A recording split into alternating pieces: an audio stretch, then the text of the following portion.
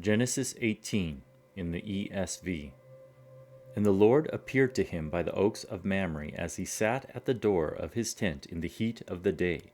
He lifted up his eyes and looked, and behold, 3 men were standing in front of him. When he saw them, he ran from the tent door to meet them and bowed himself to the earth and said, O Lord, if I have found favor in your sight, do not pass by your servant.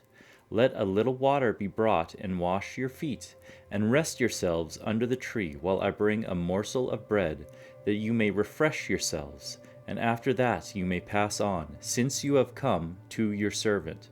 So they said, Do as you have said. And Abraham went quickly into the tent to Sarah, and said, Quick, 3 seahs of fine flour, knead it and make cakes. And Abraham ran to the herd, and took a calf, tender and good, and gave it to a young man who prepared it quickly.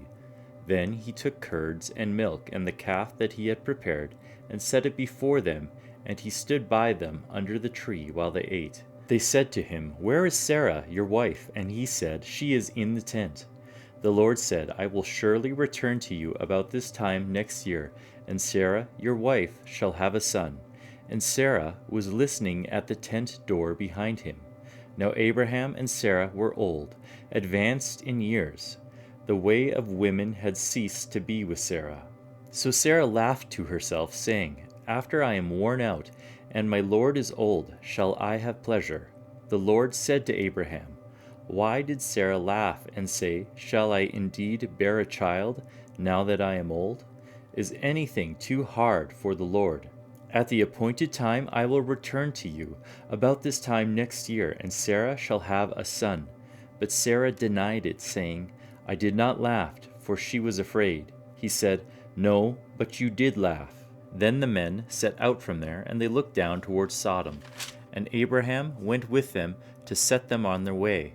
The Lord said, Shall I hide from Abraham what I am about to do, seeing that Abraham shall surely become a great and mighty nation, and all the nations of the earth shall be blessed in him? For I have chosen him, that he may command his children and his household after him to keep the way of the Lord by doing righteousness and justice, so that the Lord may bring to Abraham what he has promised him. Then the Lord said, Because the outcry against Sodom and Gomorrah is great, and their sin is very grave, I will go down to see whether they have done altogether according to the outcry that has come to me, and if not, I will know.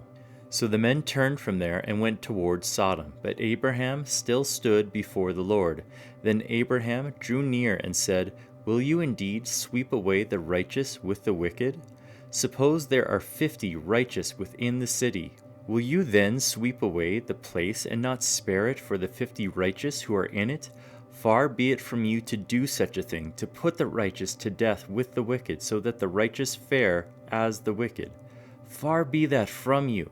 Shall not the judge of all the earth do what is just? And the Lord said, If I find at Sodom 50 righteous in the city, I will spare the whole place for their sake. Abraham answered and said, Behold, I have undertaken to speak to the Lord, I who am but dust and ashes. Suppose 5 of the 50 righteous are lacking. Will you destroy the whole city for lack of 5? And he said, I will not destroy it if I find 45 there.